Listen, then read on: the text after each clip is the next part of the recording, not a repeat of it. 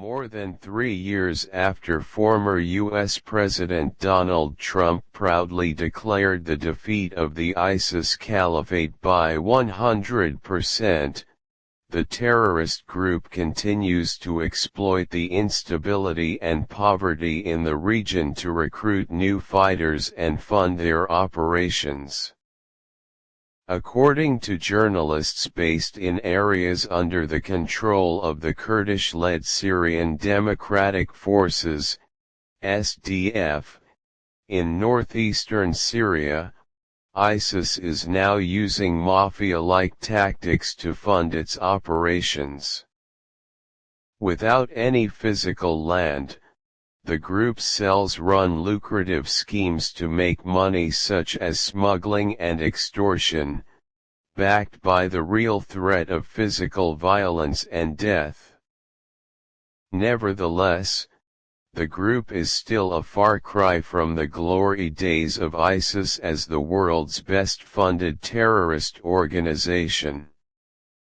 In 2014, when the caliphate was at its height, ISIS was making $3 million a day, most of which came from selling oil on the black market to countries like Turkey and Syria.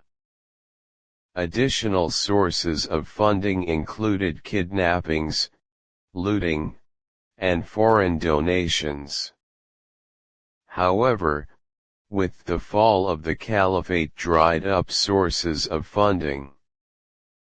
After combing the areas under their control, the Syrian Democratic Forces and the international coalition forces confiscated huge amounts of gold and money that were in the possession of ISIS. After its recent defeat on the ground in Baghouz in March 2019, ISIS and its sympathizers have not completely disappeared. Instead, the group went underground and reorganized themselves into sleeper cells ready to re-emerge and wreak havoc. To survive in this clandestine way, ISIS now operates like one of the organized crime groups. ISIS changed its modus operandi in the northeast into a low-level insurgency, maintaining a regular rhythm of hit-and-run attacks against the SDF while using intimidation and coercion to enforce compliance and financial royalties from the Arab populations hiding among them. Smuggling is now the main way for ISIS to make money. The group relies directly on collecting royalties from smugglers who operate the unofficial and often dangerous river crossings on the Euphrates that separate SDF-controlled areas on the eastern bank from territory controlled by the Assad regime and Iranian Revolutionary Guard-led militias on the East Bank. West Bank.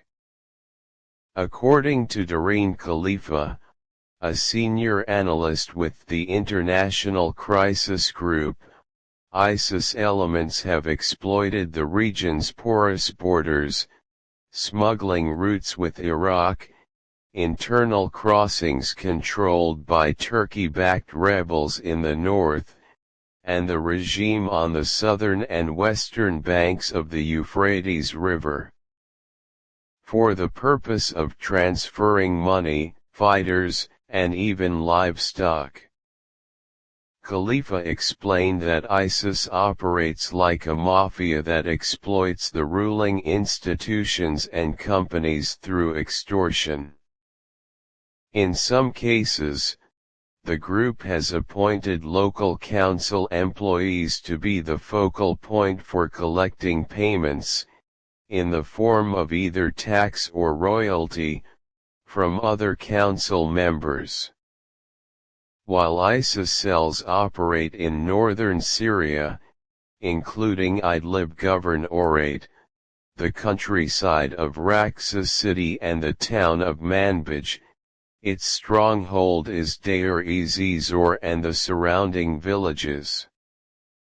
The Syrian Democratic Forces, with the assistance of the coalition forces, conducted regular military and security operations targeting ISIS sleeper cells in the region. However, the task is made more difficult by the ongoing tensions between the local Arab tribes and the SDF. ISIS exploited these divisions to win over informants from among the local population, making the task of the Syrian Democratic Forces to fight ISIS almost impossible. It is worth mentioning here that the oil and fuel trade provides another important source of revenue, and is directly linked to the smuggling operations from which ISIS receives financial revenues.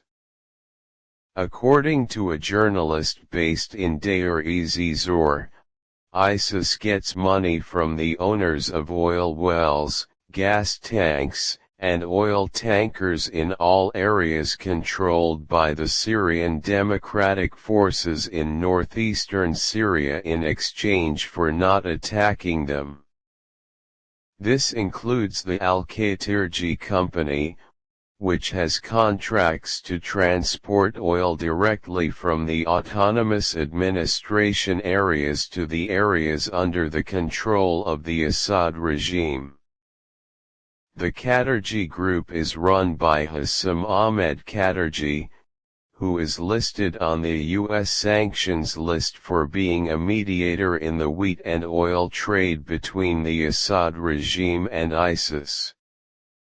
The latter is said to run his own militia that provides security for trucks crossing the dangerous desert roads in eastern and central Syria, where rates are increasing ISIS attacks.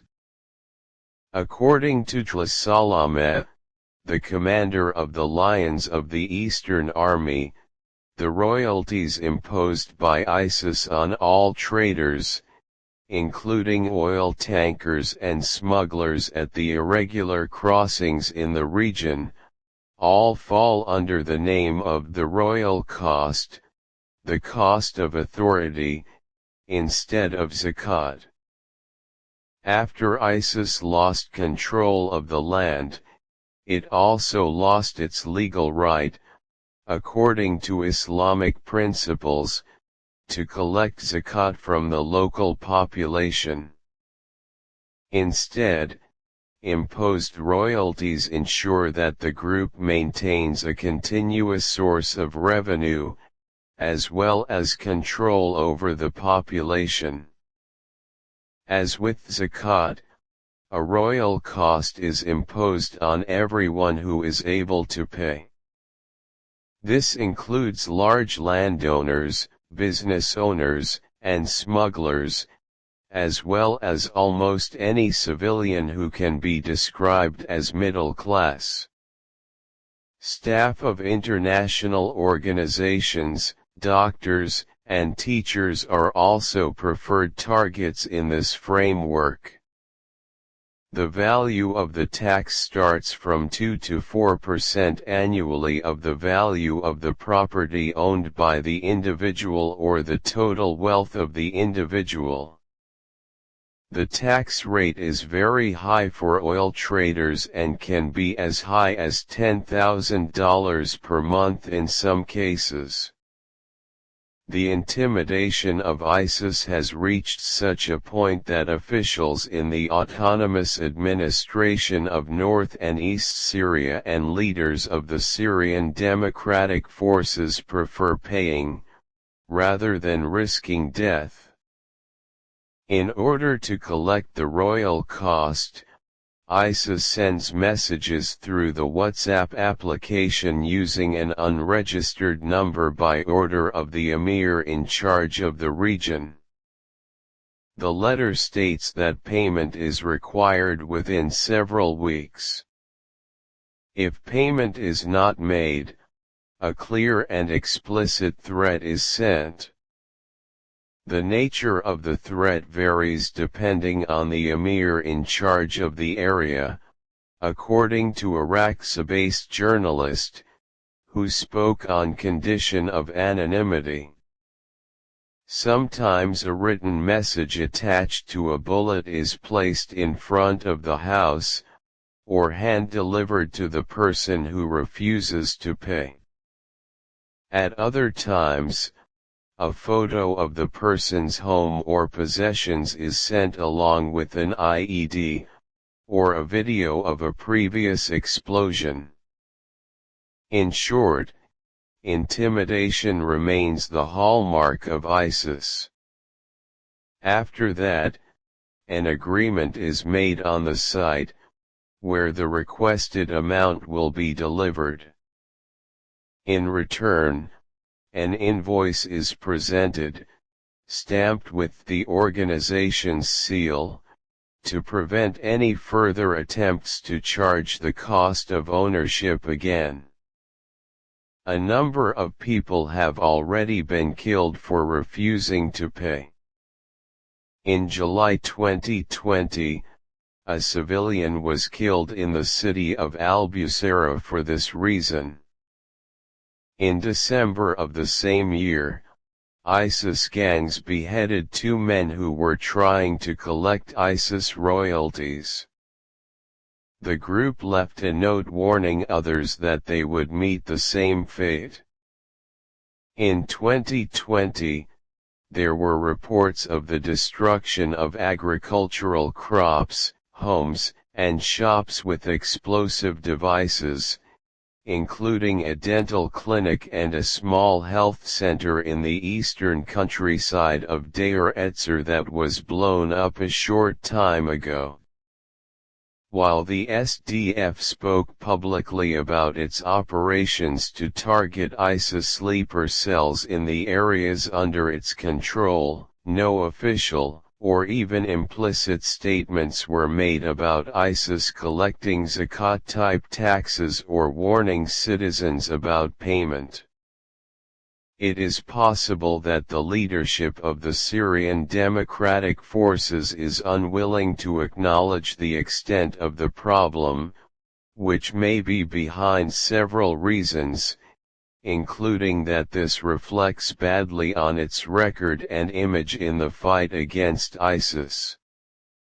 Another reason is that this risks inflaming further frictions with the Arab tribes in northeastern Syria. While ISIS cells